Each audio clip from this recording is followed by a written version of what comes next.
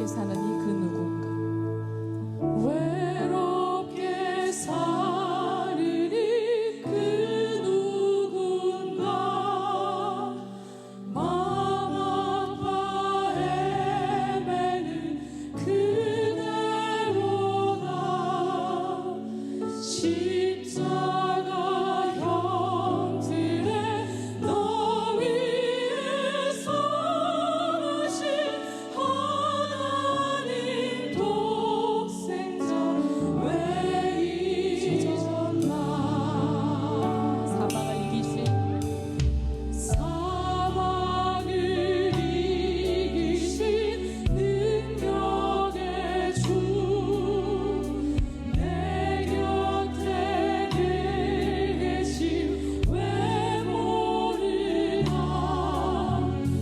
주 말씀 따라서 사는 이 누구나 외롭지 않으며 즐거우리.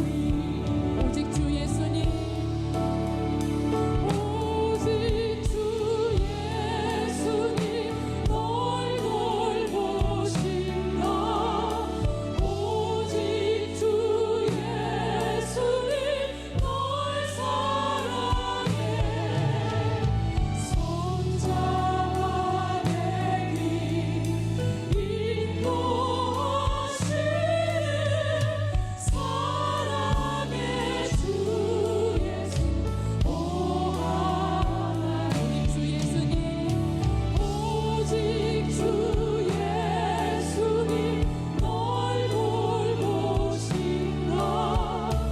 오직 주 예수님 널 사랑해.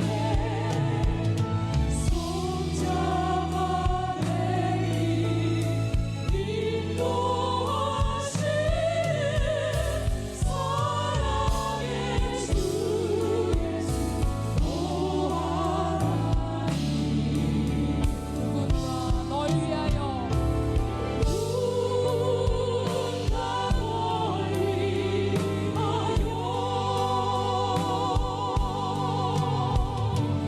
누군가 미워하네.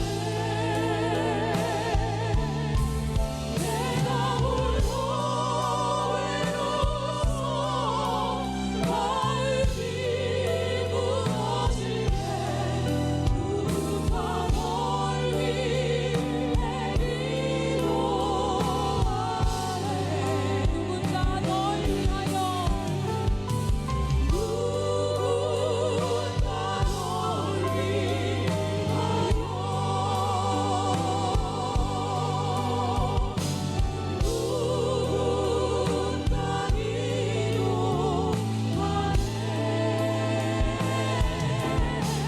내가 홀로 외로워서 마음이 무너질 때 누가 널 위해 기도하네. 누군가 널 위해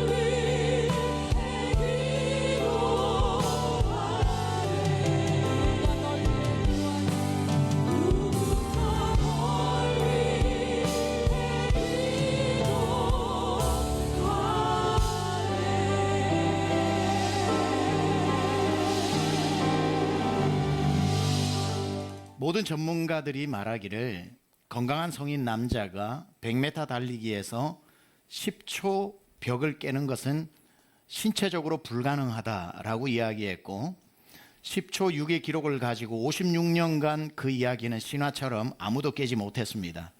1968년에 짐 하인스라고 하는 사람이 100m 남자 달리기에서 10초의 벽을 깨고 9초대에 들어오게 되면서 56년간 깨어지지 않던 그 신화와 같은 이야기는 다 물거품이 되고, 희한하게 한 사람이 9초대에 달리기로 100m를 들어오다 보니까 불가능했던 그 일들이 가능해지면서 많은 사람들이 9초대의 기록을 내면서 들어오기 시작했습니다. 불가능하다고 했던 걸 이루어내니까 그 길을 걸어가는 사람들이 많이 등장했다는 이야기입니다. 시대와 역사가 발전할 때마다 그 길의 역할을 했던 사람들이 있습니다. 우리가 흔히 이야기하는 근대 선교의 아버지라고 하는 윌리엄 캐리가 있습니다. 그 당시 아무도 해외 선교라는 것에 눈을 열지 못할 때에 영국 침례교 목사였던 윌리엄 캐리는 해안 선교, 근대 선교의 길을 열어서 배를 타고 인도에 건너가 그 항구를 중심으로 복음을 전하면서 해외 선교가 시작되었습니다.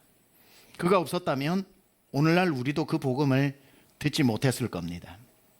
그렇게 배를 타고 항구에 도착해서 복음을 전하는 해안 선교가 왕성할 때, 항구라고 하는 것은 배가 들어오고 나가는 무역선들이 있어서 그곳에서 복음을 듣게 되면 자기 나라로 배가 온 세계로 흩어져 복음이 실어 나르는 것은 굉장히 좋았으나 해안가가 아닌 깊은 대륙의 내지에는 복음이 들어가지 못한다는 안타까움이 있었을 때에 왜 해안가 선교만 이루어져야 하는가? 대륙의 깊은 내륙 내지에도 복음이 전해져야 되는 것 아닌가 해서 내지 선교, 내륙 선교를 처음 시작한 사람은 바로 영국의 허드슨 테일러입니다. 윌리엄 캐리로 해안 선교의 시대가 열리고 허드슨 테일러로 내지 선교가 열리게 되면서 복음이 온 땅에 흩어지게 되었습니다. 나라별로 선교사를 보내어서 270개, 300개의 나라에 선교사가 들어가게 되면 주님의 나라가 올 것이라고 생각했는데 막상 나라에 들어가서 복음을 전해보니 한 나라 속에도 적게는 수십 개, 많게는 수백 개의 언어도 다르고 문화가 다른 부족들이 모여 한 나라를 이루고 있다는 것을 알고 나라별 선교가 아니라 종족별 선교가 이루어져야 하는구나 라고 해서 랄프 윈터 박사 같은 경우는 미전도 종족 선교의 새로운 시대를 또 열었습니다. 이렇게 선교는 계속해서 누군가에 의해 새로운 문을 열고 그 길을 들어섰다가 또 다른 문을 열면서 급기야 우리 대한민국에 배를 타고 온 아펜젤러, 언더우드, 우리 침례교 선교사인 말콤 페니까 같은 이런 분들을 통해서 복음이 우리의 손에 전해지게 된 겁니다. 누군가는 길이 되고 누군가는 길을 열었기 때문에 그 길을 따라서 복음이 우리 손에 왔다는 말이죠. 이처럼 길을 연 사람 때문에 우리 한국에 복음이 들어오고 남녀의 차별의 벽이 허물어지고 양반과 종의 신분의 벽이 허물어지면서 우리 대한민국의 모든 사람이 예수를 믿는 기회를 얻게 된 겁니다. 저는 오늘 그 모든 사람들을 차치하고서라도 가장 중요한 길이 되었던 한 사람을 여러분에게 소개하려고 합니다. 그건 오늘 본문에 나오는 고넬료라고 하는 사람이에요. 한 번 등장하지만 왜 이 사람이 이토록 중요한 사람인가? 사도행전은 1장에서 28장까지 구성이 되어 있지만 그 중에서 10장을 오늘 여러분과 제가 읽었는데 10장에 비로소 등장하는 한 사람 고넬료 때문에 이방인에게로 복음이 전해지게 되어지는 아주 중요한 길목에 서 있는 사람이 고넬료라는 겁니다. 사도행전 10장을 읽으면 두 명의 주인공이 나와요. 바로 베드로 그리고 또 한 사람은 고넬료인데 유대인이었던 베드로와 이방인이었던 고넬료는 어떠한 것으로도 연결점이 없었던 시대였습니다. 유대인들은 이방인을 짐승만도 못하게 생각했고 헬라 사람들, 로마 사람들은 유대인에게는 아무런 관심이 없었습니다. 아무것도 길이 열려지지 않고 함께 할 수 없는 두 사람이 만나는 이야기가 사도행전 10장입니다. 드디어 베드로와 이방인 고넬료 사이에 길이 열렸다는 뜻입니다. 이 당시까지만 하더라도 베드로조차도 어떤 믿음을 가지고 있었냐면 오직 복음은 유대인들만 들어야 한다. 오직 구원의 길은 유대인들에게만 있다고 생각하고 있었던 고정관념과 그 율법과 그런 어떤 자기의 전통에 매여 있었던 겁니다. 이게 얼마나 무섭냐면 분명히 예수님이 부활하시고 베드로의 눈을 똑바로 쳐다보면서 그의 제자들과 함께 너희는 모든 민족으로 가서 복음을 전하라고 했음에도 불구하고 베드로는 어떻게 이해했냐면, 알겠습니다 주님, 저희가 모든 민족에게로 가서 모든 민족 속에 흩어져 살고 있는 우리 유대인들에게 복음을 전하겠습니다. 이렇게 이해를 했던 겁니다. 가서 유대인들이 모이는 회당에서 복음을 전했고, 그 유대인들을 모아서 복음을 전하는 게 온 세상의 디아스포라로 흩어져 있는 유대인들을 찾아내어 복음을 전하라고 생각을 했지, 모든 민족 이방인까지도 복음을 전하라는 것으로 이해하지 못했다는 거예요.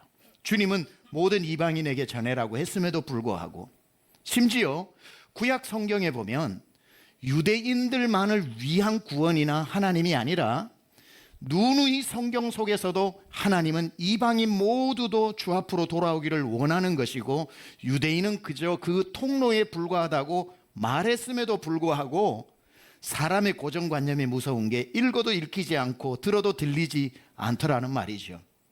이사야 56장에는 이런 말씀이 정확하게 나와요. 또 여호와와 연합하여 그를 섬기며 여호와의 이름을 사랑하며 그의 종이 되며 안식일을 지켜 더럽히지 아니하며 나의 언약을 굳게 지키는 누구요? 이방인마다 내가 곧 그들을 나의 성산으로 인도하여 기도하는 내 집에서 그들을 기쁘게 할 것이며 그들의 번제와 희생을 나의 제단에서 기꺼이 받게 되리니 이는 내 집은 누가? 만민이 기도하는 집이라. 이렇게 구약의 처처에 이방인들도 구원의 대상이라고 말씀하고 있음에도 불구하고 베드로조차도 이 말을 이해하지 못했던 겁니다. 모든 민족에게 있는 유대인에게 전해야 하는 것이구나. 심지어 예수님조차도 이사야 56장의 이 말씀을 강력한 퍼포먼스로 보여주셨죠. 그 옆에 베드로가 있었을 때에 예수님이 제자들을 데리고 성전에 들어갔는데 성전에서 장사하는 사람들의 상을 둘러 엎으신 장면 다 아실 겁니다. 그때에 그 좌판이 어디에 깔려 있었냐면 성전 안에는 이방인의 뜰이라는 게 있어요. 이방인도 와서 하나님을 예배할 수 있도록 이방인의 뜰이 있었는데, 유대인들은 이방인의 뜰에서 이방인을 쫓아내버리고 유대인들이 제사 지내기 위한 양과 소를 파는 그 장사 현장으로 만들어 버렸으니, 주님이 오셔서 그 상을 둘러 엎으시면서 하신 말씀이 뭐냐면, 여기 있어야 할 이방인은 어디 갔느냐, 이방인을 다시 데리고 오라. 일컬어 내 집은 만민의 집이라고 하지 않았느냐.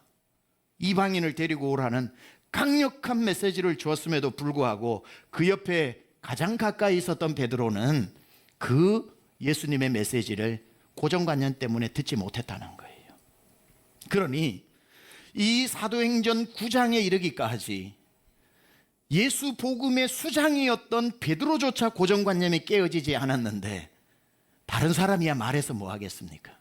따라서 베드로의 고정관념을 깨는 것이 가장 중요해서 우리가 아는 것처럼 사도행전 10장에 욥바의 유다의 집에 기도하기 위해서 지붕의 옥상에 올라가 있던 베드로가 시간 맞춰 기도하는데 보자기에 보자기 한가득 담겨서 내려왔을 때 집어먹으라. 그들은 이방인을 짐승이라고 생각했기 때문에 먹지 않습니다. 나는 유대인의 전통을 지켜오기 때문에 먹지 않습니다. 주님 꾸짖으시면서 말씀하시죠. 내가 거룩하게 한 것을 네가 왜 가증하다고 하느냐. 집어먹으라. 그것이 바로 이방인들에게 복음을 전하는 것을 거부하고 있었던 그에게 이방인에게 복음을 마땅히 전해야 한다는 강력한 메시지로 말씀해주고, 이 베드로 속에 있었던 고정관념을 깨고 있었던 거죠. 그러고 난 뒤에 베드로의 이 고정관념을 완전히 깨기 위해서 준비한 한 사람이 누구냐면 바로 고넬료라는 거예요.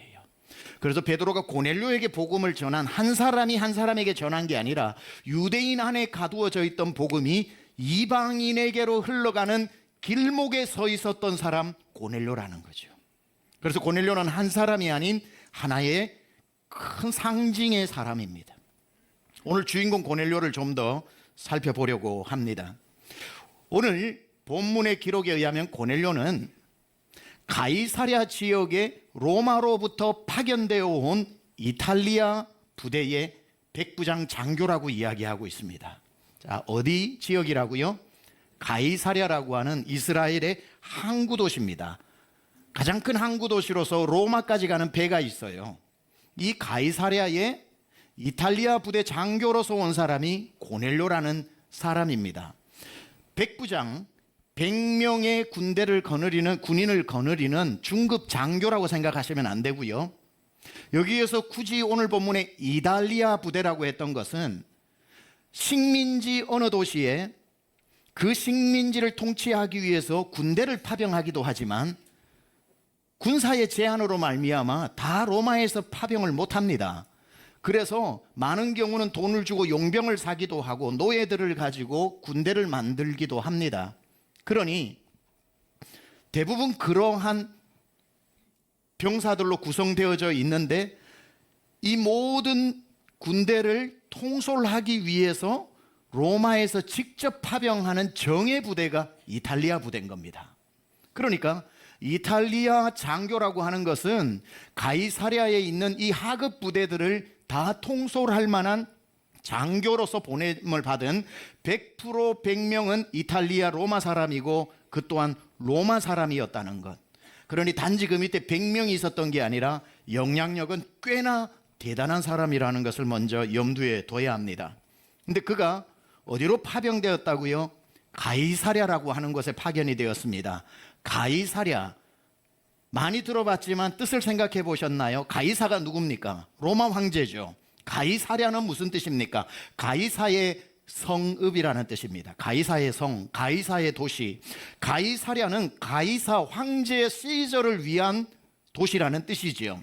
그 당시에 황제인 그 임금인 헤롯 대왕이 로마 황제 가이사에게 잘 보이기 위해서 만들어 헌정한 도시가 가이사의 성 가이사랴입니다. 자, 그렇다면 황제를 위한 도시에 로마에서 직접 파병되어 온 고넬료는 그곳에서 황제에게 충성을 다하는 삶을 살아야겠죠. 그리고 그 당시에 로마의 전 모든 식민지나 로마를 포함해서 그들이 주님이라고 부르는 대상은 한 명이었습니다. 퀴리오스. 주님이라고 부르는 건 오직 황제를 부를 때만 퀴리오스, 주님이라고 불렀습니다. 그래서 이 고넬료의 사명은 가이사를 위한 성에 로마 장교로 와서 내 평생 충성을 한 분 주님이신 퀴리오스 가이사에게 충성을 다하는 게 그의 사명이었다는 거예요. 그렇게 살면 돼요. 그런데 오늘 성경에 그의 이름이 등장할 때 보면 굉장히 특이한 사람이라는 것을 알게 됩니다.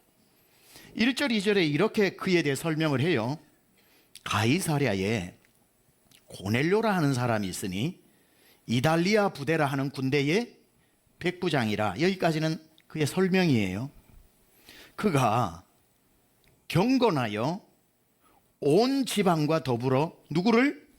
하나님을 경외하며 백성을 많이 구제하고 누구에게? 하나님께 항상 뭘 해요? 기도하더라. 이건 2절은 굉장히 특이한 겁니다. 아니, 황제를 숭배하면서 그의 이름으로 와 있는 이 사람이 가이사랴에 와서 경건하여 하나님을 경외할 뿐 아니라 하나님의 명령을 따라 유대인들에게 자선을 베풀 뿐 아니라 그 하나님 앞에 항상 기도하는 사람이 되었다는 거예요. 이 정도로 생각하시면 안 됩니다. 그 당시에 로마에서 파병되어 왔을 때에 이 책임자는 밀란이 일어나거나 쿠데타가 일어나면 안 되니까 최대한 현지인들의 마음을 잘 어루만져서 평화롭게 하는 게 가장 잘 하는 겁니다. 그래서 많은 경우는 친유대 정책을 펴기도 했고 때로는 유대교가 믿는 하나님을 자기도 믿는 척 흉내내는 사람들이 없지 않아 있었습니다. 그런데 오늘 성경의 정확한 그에 대한 기록을 봤을 때 그건 흉내내는 게 아니라 하나님을 경외하였고 그의 말씀 따라 유대인에게 많은 선행과 구제를 했을 뿐 아니라 누가 시키지도 않았는데 항상 하나님께 기도하는 사람이었으니 그는 이곳에 와서 하나님을 알고 믿게 된 사람이라는 거죠. 그에게는 참 큰일 날 일입니다. 그런데 하나님을 믿게 된 거예요. 믿게 되었는데 그에게 문제가 하나 있습니다. 어떤 문제가 있냐면 그는 이곳에 와서 하나님을 만났고 하나님을 알고 하나님의 명령도 실천하고 하나님 앞에 무릎 꿇고 기도도 하지만 그의 믿음이 딱 어디까지였냐면 그 당시 유대인들이 믿고 있던 하나님 수준밖에 되지 않았다는 거예요. 무슨 뜻이냐? 하나님도 알게 되었고 하나님도 믿게 되었고 하나님께 기도도 하게 되었으나 그가 가진 문제는 뭐냐면, 근데 이제 내가 알게 된 저분께 어떻게 가지? 내가 드디어 하나님 저기 계신다는 걸 알겠는데 영어로 How can I get there? 내가 어떻게 저기를 가지? 가는 방법을 몰랐던 겁니다. 자, 유대인들은 하나님을 믿었죠. 하나님을 믿었지만 유대인들의 믿음에 없는 게 뭡니까? 예수님이 없죠. 예수 빠진 하나님을 유대인들이 믿었는데 지금 고넬료가 딱 예수 없는 하나님을 믿고 있으니까 하나님도 인정하겠는데 하나님께로 가는 길을 모르는 거예요. 그게 고넬료에게 하나님 보실 때 가장 큰 문제였던 거거든요. 자, 여러분 이걸 먼저 기억하십시오. 여러분 하나님을 안다고 천국 가는 거 아닙니다. 하나님 믿는다고 천국 가는 것도 아닙니다. 하나님 앞에 여러분이 지금 기도하고 있다고 천국 가는 게 아니에요. 무슨 말인지 여기까지 들으면 당황할 수도 있는데, 여러분 우리는 하나님을, 한국 사람은 하나님이라고 불러요. 미국 사람들은 God이라고 불러요. 저 아프리카 사람들은 긴가민가라고 불러요. 하여튼 뭐라고 불러요? 자기들의 언어로. 왜냐하면 성경에서는 분명히 하나님이 천지를 창조하실 때에 하나님을 알만한 것을 피조 세계에 다 심어 놓으셨다 그랬거든요. 저희로 그를 더듬어 찾아 알 수 있도록. 그래서 뭐 장님 코끼리 만지듯이 더듬어서 야, 이 세상 그냥 생긴 게 아니구나. 무언가 우리를 초월하는 신이 있는 거구나. 야, 절대자가 있는 거구나 해서 한국 사람은 하나님이라고 부르기 시작했고 미국 사람은 God이라고 부르기 시작했고 저기 아프리카 사람은 알 듯 모를 듯 하니까 긴가민가라고 부르기 시작했고 뭐 저기 사람은 MM후라고 부르기도 시작했겠죠. 부르기 시작을 했지만 이제 어느 정도 신의 절대자가 있을 것 같은데 인간의 문제는 뭐냐면, 그래 있는 건 내 인정. 이 창조 세계가 그냥 있을 리가 없지. 누군가 만들었겠지. 어떻게 이런 법칙을 따라 돌아가. 더듬어서 찾아냈어. 여전히 남는 문제가 뭐죠? 근데 그 신에게 어떻게 가는 거지? 가는 길을 모르는 거예요. 여러분, 선교는 내가 믿는 하나님을 전하러 가는 게 아니에요. 그들이 하나님을 부르고 있는데 또 다른 하나님을 들고 가는 게 아니에요. 그들이 부르는 하나님이 진짜인지 아닌지를 알 수 있도록 그 길을 소개하러 가는 거예요. 하나님은 어렴풋이 알겠는데 어떻게 갈지 모르는 사람에게 예수님이 오셔서 하신 말씀, 내가 곧 길이요, 내가 곧 진리요, 내가 곧 생명이니 나를 통하지 않고는 하나님께로 갈 자가 없다고 했기 때문에 선교는 하나님을 소개하러 가는 게 아니라 하나님께로 가는 길인 예수 그리스도를 전하러 가는 거예요. 여러분, 하나님을 알지만 예수를 통하지 않고는 하나님께로 갈 길이 없고 예수가 빠지고 부르는 그 신이 진짜 하나님일 수도 없고 예수 빠진 하나님은 하나님일 수가 없고 예수 빠진 하나님은 우리가 갈래야 갈 수도 없으니 우리가 가는 것은 하나님께로 가는 유일한 길인 예수 그리스도를 전하러 가는 것. 이게 바로 선교라는 거예요. 고넬료는 하나님을 믿었다니까요. 하나님의 명령도 따라서 구제를 했다니까요. 매일 기도까지 했어요. 근데 그 하나님께 가는 길을 몰랐어요. 베드로는 하나님도 알고 그 길인 예수님도 알았어요. 근데 유대교라고 하는, 유대인이라고 하는 자기 전통에 매여 그걸 못 벗어나다가 하나님이 그를 깨우쳐서 가라 해서 순종하여 고넬료에게 가서 전한 건 하나님이 아니라 그가 믿는 하나님께 가는 길인 예수를 전했고, 예수를 전했을 때에 그 고넬료의 집에 하나님께로 가는 유일한 길인 예수 그리스도의 복음을 믿고, 그뿐 아니라 그의 식솔들까지 다 믿고 침례를 받아 구원에 이르게 되었으니 베드로와 함께 온 사람도 이방인이 구원받는 걸 보고 놀라는 사건이 십장의 사건인 거죠. 베드로가 들고 온 것은 하나님이 아닌 하나님께로 가는 유일한 길인 예수 그리스도의 복음을 전했다는 것. 자, 이 복음이, 예수의 복음이 고넬료에게 전해졌는데, 고넬료는 상징적인 인물이라고 말씀을 드렸어요. 자, 고넬료가 어디에 살고 있었다고 그랬죠? 가이사랴에 살고 있었죠. 가이사랴 항구는 로마로 가는 배가 있어요. 모든 길은 어디로 통하던 시절이에요? 로마로 통하던 시절이죠. 가이사랴는 다른 말로 하면 온 세상과 연결되어진 도시라는 거예요. 그리고 아무나 그 로마의 길을 가지고 가고 싶은 대로 가는 게 아니라 합법적으로 보호를 받으면서 갈 수 있는 사람은 로마 시민만 가능했어요. 이탈리아 부대인 고넬료는 모든 나 있는 길에 합법적 보호를 받으면서 갈 수 있는 신분인 로마 사람이었습니다. 그러니까 이게 주는 메시지가 뭡니까?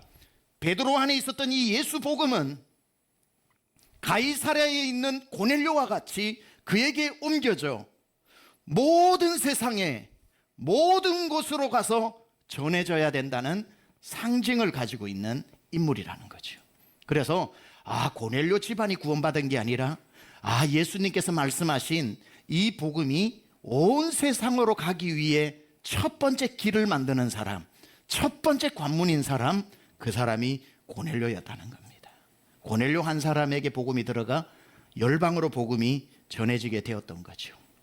자, 그런 차원에 있어서 오늘 제목처럼 고넬료는 길을 만든 사람, 길이 된 사람, 이방인에게 복음이 전해지는 첫 번째 길을 만드는 사람, 구초대로 달린 사람처럼 길을 만드는 사람. 자, 그런데 여러분이 이 사도행전 10장을 읽으시면 주인공이 2명 나온다고 그랬는데, 베드로와 고넬료가 나오는데, 이런 설교를 들을 때 우리는 자꾸 베드로의 용기에만 집중하는 경향이 있어요. 베드로가 이방인에게 가기 싫다고 그랬고, 그것도 사람들 눈치 때문에도 그렇고, 안 간다고 했는데 그래도 말씀 받고 순종하고 갔던, 복음을 전해주러 갔던 베드로의 용기만 집중을 하는데, 맞아요, 용기도 있고 참 귀한 일이지만 용기로 따질 것 같으면 베드로보다 고넬료의 용기가 훨씬 더 큽니다. 길이 되는 사람은 희생을 하는 게 많아요. 자, 한번 생각해 봅시다. 고넬료가 복음을 영접한다는 건 어려운 일이에요. 로마의 관료로서 가이사에게 충성하라고 보냈더니만, 그가 황제를 퀴리오스 나의 주님으로 부르다가 갑자기 나의 주님은 더 이상 황제가 아니라 내 주 예수 그리스도가 나의 주님입니다라고 부르기 시작했다는 소문이 로마의 가이사에게 들어가는 순간, 그는 그 출세가 다 보장되어진 그 모든 것을 일순간에 잃어버리고 마는 거겠죠.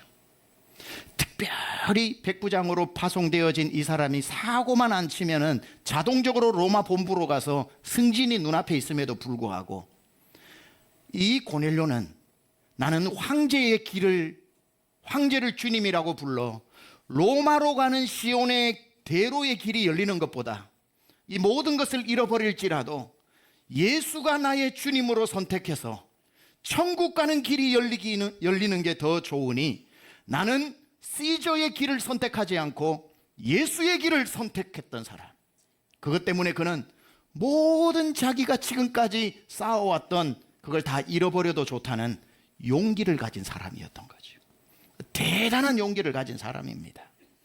고넬료의 용기가 없었다면 복음은 고넬료에게로 무서워서 만약에 용기를 가지지 않았다면 넘어오지 못했을 것이고, 그 비극은 우리에게까지 이어졌겠죠. 고넬료로 넘어가지 않았다면 여러분 손에도 복음이 들어오지 않고 우리는 주님을 알 길이 없는 겁니다. 길이 되는 사람, 길을 여는 사람은 용기를 가진 사람입니다. 아무도 보지 못하는 것을 믿음으로 다 잃어버릴지라도 순종하는 사람. 역사를 여는 사람은 안 된다고 할 때에 된다고 말하는 사람. 불가능이라고 얘기할 때 무슨 소리 해 하고 가능을 외치는 사람들이 시대를 열고 역사를 열었던 거죠. 앞에서 얘기했던 윌리엄 캐리 이야기 좀 더 여러분에게 전해드릴게요. 침례교의 가장 위대한 근대 선교의 아버지였던 윌리엄 캐리는 왜 위대하냐?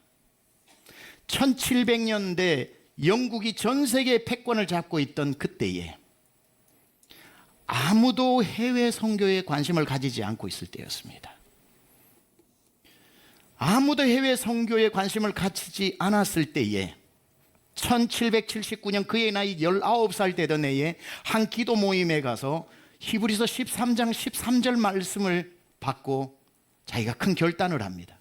히브리서 13장 13절에 나오는 구절 중에 하나가 그런즉 우리도 그의 치욕을 짊어지고 영문 밖으로 그에게 나아가자.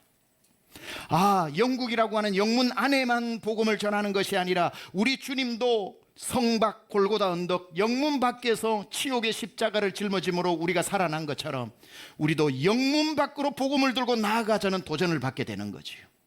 아직도 복음을 듣지 못하는 영문 밖에서 자기를 부르는 소리를 들은 겁니다. 19살 나이에 자기 인생을 주님께 드리고 목회자가 되기로 합니다. 많은 언어를 습득하고 23살의 나이에 목사 안수를 받게 되고 침례교 목사가 됩니다. 그때 영국이라고 하는 그 어마어마한 나라에 영적인 주도권을 가지고 복음을 전하던 영웅 두 명이 있었습니다. 윌리엄 캐리와 동시대에 설교할 때마다 바람 번개 천둥이 쳤다고 하는 조지 휘필드와 감리교의 창시자 존 웨슬레가 영국의 영적 부흥을 일으키고 있을 때에 모든 사람이 그 둘을 바라보고 영국의 부흥을 바라보고 있을 때에 영문 밖의 소리를 들은 한 사람, 윌리엄 캐리. 다 우리의 구원을 생각할 때 아무도 저 밖에서 외치는 해외 선교에 귀를 기울이지 않는 것을 이 윌리엄 캐리가 안타깝게 생각을 합니다. 그리고 마침내 그가 책을 읽던 중에 책 속에서 또 주님의 음성을 듣게 되는데 그 책 속에는 와서 우리를 도우라 라고 하는 바울이 드로아에 있을 때 마케도니아 지역에서 와서 우리를 도우라고 했던 그 음성을 듣게 됩니다. 영문 밖에서 부르는 소리, 와서 우리를 도우라. 그래서 그는 1792년에 글을 씁니다. 이교도 개종에 대한 크리스찬의 의무에 대한 연구라는 책을 써요. 영국이 아닌 세상에서 우리를 기다리고 있는 사람들에게 기독교인들이 가지고 있어야 될 책임에 대한 연구 논문을 쓰게 되죠. 그러고 난 뒤에 그는 강력하게 사람들에게 영문 밖의 소리를 들어야 한다고 외치면서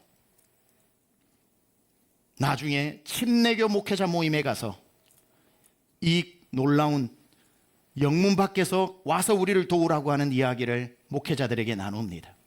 거기에서 그가 어떤 말씀으로 도전을 하냐면은 이사야 54장 2절의 말씀에 내 장막터를 넓히라라고 하는 이 말로 도전을 하면서 여러분 영국 안에서만 있는 것이 아니라 우리가 장막을 넓혀 주님을 모르는 세상으로 나가야 된다고 도전을 하자 그 자리에 모였던 침례교 목회자들이 그 불이 옮겨 붙습니다.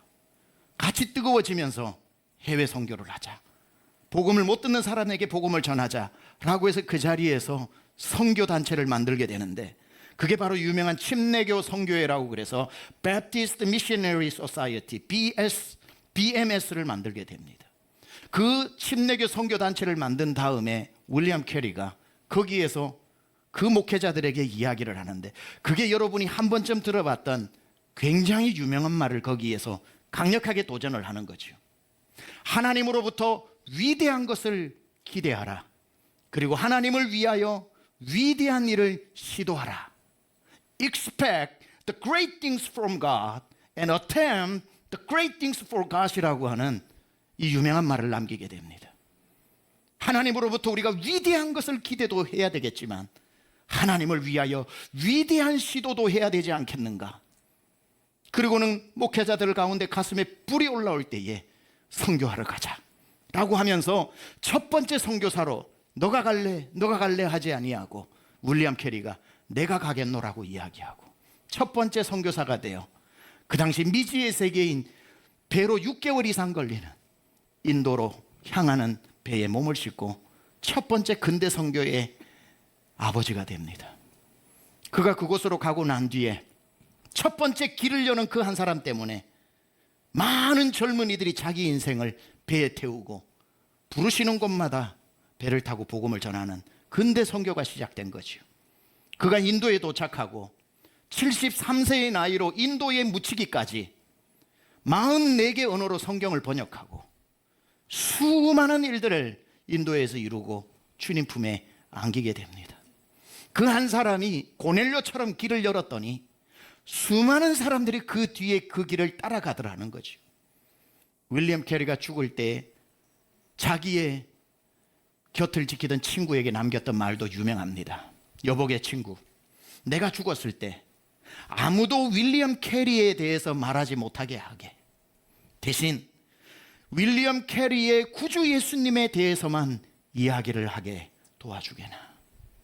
내가 아무리 업적을 쌓아도 윌리엄 캐리에 대한 이야기를 하지 말게 해주고, 윌리엄 캐리가 평생 사모했던 구주 예수 그리스도에 대한 이야기만 들리게 해주게나. 그의 마지막 말까지도 이렇게 귀하게 남기고 근대 선교의 길을 열었던 그 한 분 때문에 또 누군가가 그 바통을 이어받아 길을 열고 해안 선교가 내지 선교로, 미전도 선교로, 그리고 오늘 여러분에게까지 이 복음이 흘러 들어오게 된 겁니다. 여러분에게 이런 질문을 드려보겠습니다.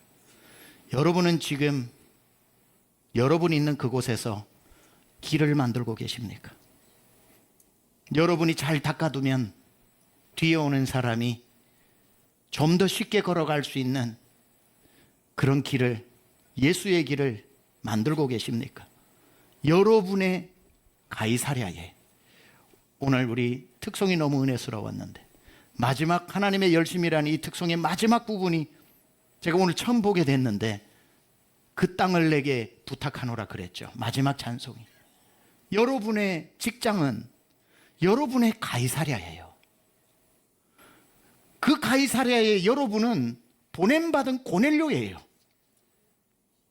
서울에 이 힘든 시기에 직장만 가져도 고맙고 월급 얼마 받아도 고마워서 직장 다니는 게 어디냐고 감지덕지해도 고마운 일이지만 그것만 하라고 보낸 곳이 아니라는 거예요. 고넬료 사고만 안 치면 백부장이 아니라 로마로 소환되어 천부장 될 사람인데, 나는 더 이상 황제를 퀴리오스라고 부르지 않고 예수를 내 남은 인생 퀴리오스 내 주님이라고 부르고, 로마로 가는 길은 막혀도 천국 가는 예수의 길을 포기할 수 없어서 자기 모든 것을 포기하면서도 예수의 길을 닦았던 사람처럼 직장에서 찍소리하지 말고 있어야 승진도 하고 은퇴도 하고 연금도 받는다고 하지만, 누군가는 다 그렇게 살아가는 게 정석이라고 해도 누군가는 그곳에서 고개를 세차게 흔들면서 아니야, 여기도 예수의 길이 열려야 하는 거라고 복음을 전하고 사람들에게 지혜를 가져야 되겠지만, 여러분만이 할 수 있는 방법으로 그 직장이라는 가이사랴에 보냄받은 고넬료로 여러분이 길을 열어주면, 여러분 뒤에 오는 예수 믿는 직원이, 뒤에 오는 후임들이 여러분은 힘겹게 싸워서 예수 이야기 예자도 못하던 직장에 예수 이야기 정도는 할 수 있게 길을 닦아 놓으면, 뒤에 오는 사람은 예수 생명이라는 말까지 더 할 수 있고, 그 뒤에 오는 사람은 예수만 길이라고 말할 수 있어서 내가 만들어 놓은 길에 많은 사람들이 걸어 들어갈 수 있는 것 아니겠습니까?